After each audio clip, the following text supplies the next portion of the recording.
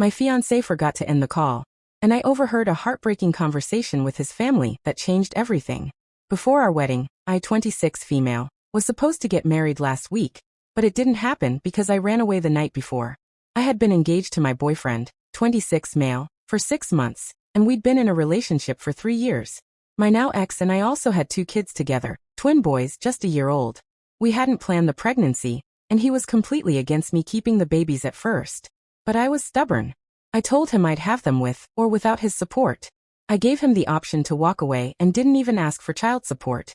I believed I was fully capable of raising my children on my own. I'd always had a strong maternal instinct, and it just felt like the right time to become a mother. He said he needed time to process everything.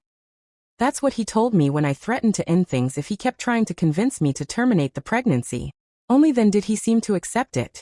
Throughout the pregnancy, he was supportive, and after the boys were born, he was a good father. We didn't expect twins, and honestly, I don't think I could have managed that alone. So in a way, I consider myself lucky that he stayed. After the birth of our sons, he took on the role of a father completely, and 6 months later he proposed. I said yes. It felt like that entire phase where he begged me not to keep the babies had never happened. He had been so good to me. I think the pregnancy softened me too, and I forgave everything. We had already spent 3 years together, and we'd survived a pregnancy. I truly felt like it was time. For months, we planned the wedding. I was happy. My parents were thrilled. They really liked my ex, thought he was perfect. But the night before the wedding, everything fell apart. I still can't believe one phone call destroyed a 3-year relationship. But looking back, maybe it saved me from a future I didn't belong in. As is tradition, we were staying apart the night before the wedding. I remained at our home and he went back to his family's place just a few blocks away. After dinner, he called to remind me how much he loved me and said he couldn't wait to marry me. It made me emotional. We shared a sweet moment, then said our goodbyes. I waited for him to hang up, but he didn't. Or maybe he thought he had. Sometimes he taps the screen lightly, and it doesn't register. I stayed on the call just listening when I heard his father's voice. Out of curiosity, I stayed on the line to eavesdrop. His dad asked if he was talking to me. My ex said yes, but he sounded tired, distant, something felt wrong. Then his dad asked him if he still felt the same way he did 2 days ago. He said yes. A moment later, his mother joined in, telling him that regardless of how he felt, he had to go through with the wedding. My boyfriend got upset. He said he'd do what he wanted and that they couldn't force him. His dad responded that they couldn't make him marry someone he didn't love, but they could take him out of their will. The choice was his. His mom chimed in again, telling him he needed to grow up now that he was a father. She said it was bad enough he had kids before marriage, and he should at least do the right thing and marry me instead of delaying it. If he was ready to have kids, then he should be ready for marriage and commitment. His father agreed. Then my ex started expressing how unfair it all was. He said he was being pushed into a marriage he wasn't ready for, just so he wouldn't be disinherited. He said no one in his life ever cared if he was ready for major decisions, me included. He said I didn't care whether he was prepared to be a dad. His parents, according to him, forced him to stay with me even though the idea of children terrified him. And now they were forcing him to marry me too. He kept going on about how no one ever considers what he wants, and that he's constantly pushed into things he isn't ready for. Eventually, I heard him storm out of the room, and I assume he left his phone behind, because his parents continued talking.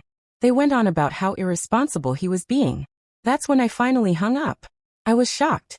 I had no idea what to do next. It turned out my fiancé had only agreed to marry me because his parents threatened to cut him out of their inheritance. That's not something you expect to find out the night before your wedding. For several minutes, I just sat there numb. Nothing he had done up until that point made me think he wasn't genuinely happy. Sure, we argued when I got pregnant, but after that he seemed like a wonderful partner and father. I truly had no idea he had been hiding these feelings. He was a brilliant actor, I'll give him that. When I finally pulled myself together, I packed up and left. Thankfully my kids were with me. I got in the car and drove to a hotel out of town. It was late and my boys were fussy, so I settled them down and put them to sleep. I blocked my ex and his entire family from my phone, without giving any explanation. That was it. I cried the whole night. It felt like everything from the past year had been fake. Eventually I passed out around 4 a.m. The wedding venue and other expenses had been covered by his parents. They were wealthy, so I didn't worry about the money. It was their show. Now they could deal with the fallout. Before I fell asleep, I texted my friends and family to tell them the wedding was off. I said I'd explain later but didn't give any details. I'd already made it clear that I didn't want anyone from my side reaching out to him or his family. I didn't want them going near him, and I knew they'd respect my wishes. I trusted them to have my back without question. I spent the day I was supposed to get married at the hotel, trying to numb my emotions while playing with my sons, because they were the only ones I wanted around me at that moment. I was crushed and completely heartbroken, but I had to put on a brave face for their sake, and that's exactly what I did. After taking a day off, I made up my mind to return home, gather my belongings, and move out of that house. I first dropped the kids off at my parents' place, and when I finally showed up the following day, my ex reacted just as I had anticipated. He looked sleep-deprived, panicked, and extremely concerned, though I still can't tell how much of it was genuine and how much was for show.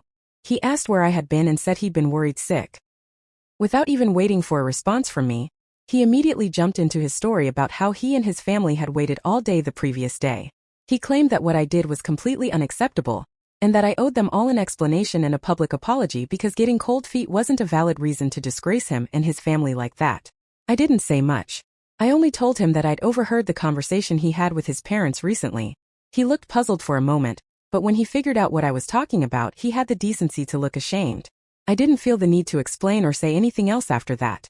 I walked into the house while he stayed outside in the yard, gathered my essentials, and left without another word. I genuinely had nothing left to say to him. He did what he believed was right, and now I was doing what I believed was right. I wasn't even interested in being a wife anymore. I just wanted to focus on being a mother, a good one. That was nearly a week ago, and we hadn't spoken since, so I assumed it was officially over between us. I had nothing more to say, and neither did he, or so I thought. But a few hours ago, he showed up at my parents' house, desperate to talk to me.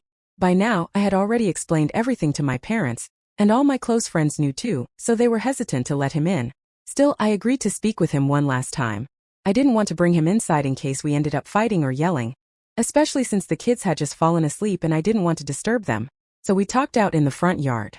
He apologized for everything he put me through and said that he truly loves me, even if he doesn't feel ready for marriage just yet. He also claimed he loves the kids, and despite everything he said that night, he still wants to be a part of our lives. I didn't know how to respond or if I could even trust him again, considering he had been deceiving me and pretending for nearly a year. It was only natural that I had doubts, but I told him I'd think about what we should do next. He said he doesn't want to break up but wants to work things out and give us another chance, this time without interference from his parents. Honestly, I don't know what to say. I would like my kids to have a relationship with their dad as they grow up, but I just can't trust him right now. As for me, I really need a break because this past week has been overwhelming in the worst way possible. So what if I choose not to give our relationship a second chance? Update 1. Hey everyone, I know it's been a while, but I've been extremely busy with work, the kids, and moving out, so I haven't had the chance to give you all an update. The amount of support I've received has been unbelievable, and I'm honestly grateful for the love so many people have shown me. I truly appreciate all the advice I've gotten. It's helped me a lot. Yes, I have spoken to a lawyer regarding custody. I want full custody of my kids because I've decided that I no longer want to get back together with my ex. Some people started sending me nasty messages, calling me a selfish mother, just for even considering getting back with him, which was ridiculous and judgmental. I'm a mother, yes, but I'm also a human being. It had only been a week since that night of the phone call. Of course, I hadn't completely moved on. We were in a 3-year relationship, for crying out loud. I was incredibly emotional and genuinely loved him, which is why my emotions got the best of me and I even thought about giving him another chance. But now I feel more stable, and I know that regardless of how I feel, I need to prioritize myself and my children. So no, I can't go back to him. The hate and judgment were completely unnecessary, but hey, it's the internet, I should have expected it. I actually started looking for a lawyer 2 days after I called off the wedding. It just took me a bit of time to find someone I trusted and felt comfortable working with. My ex and I had never really discussed custody or anything like that because we never imagined things would come to this. But now that everything is over, it's time to take legal steps to make sure no one can take my kids away from me. I doubt he'd try, but I'm not sure about his parents. They're extremely conservative and very old-fashioned about things like this, so I'm sure they wouldn't be happy if their son lost custody of their grandkids. They'll probably try everything in their power to stop it, so I'm just trying to be prepared. I last spoke to my ex around 3 days ago, and we haven't been in touch since. That just goes to show that despite what he said, he's not ready to be with me and isn't willing to change. Everything he claimed the other day about wanting to fix things was empty and meaningless. Because if it wasn't, he would have at least checked in on me. He didn't. So I know I'm making the right choice by not taking him back. Honestly, there's no trust left between us. And I'm not going to be with a man who doesn't want to be with me. This is the best decision for everyone. I'll be telling him my final decision soon. And I really hope he doesn't get upset about the custody arrangement, because that's the last thing I need to deal with right now. Update 2. I finally told my ex that I don't want to get back together with him. I also gave him a heads up that I'll be filing for full custody. I had honestly expected him to take it well because, as far as I knew, he had already admitted that he wasn't ready for marriage or parenthood. So I thought he'd be grateful I wasn't forcing him into something he wasn't prepared for. But instead he didn't take it well at all. He started arguing with me and insisted that I couldn't do this to him. He told me I could leave him if that's what I wanted, but I wasn't allowed to take his kids away from him. Now that would have made sense if we were in a normal relationship, but we weren't, as you guys already know. My ex didn't even want kids to begin with. Even just a week ago, he still wasn't ready to be a father. But suddenly here he was, fighting for custody like he'd always wanted it. I knew right away something wasn't right. I figured his parents were probably still pulling the strings. He was panicking like crazy during our argument, and I had to keep trying to calm him down. We were in a restaurant and honestly, I was so embarrassed by the scene he was causing. Eventually, he settled down a bit and I tried to talk to him like a rational adult because the truth is, I couldn't afford a drawn-out custody battle. I didn't have the money for lawyers, and I definitely didn't have the energy. His parents, on the other hand, could afford the best lawyers in town. So even if I had the moral high ground, they could still drag it all out. My best shot was to reason with him and just hope he wouldn't push this any further. I reminded him that until a week ago he was still saying he wasn't ready to be a dad. So this was the best way forward for all of us. I'd take care of the kids, just like I always wanted, and he could go live his life the way he wanted, without the responsibility of marriage or children. I genuinely believed that's what he wanted anyway.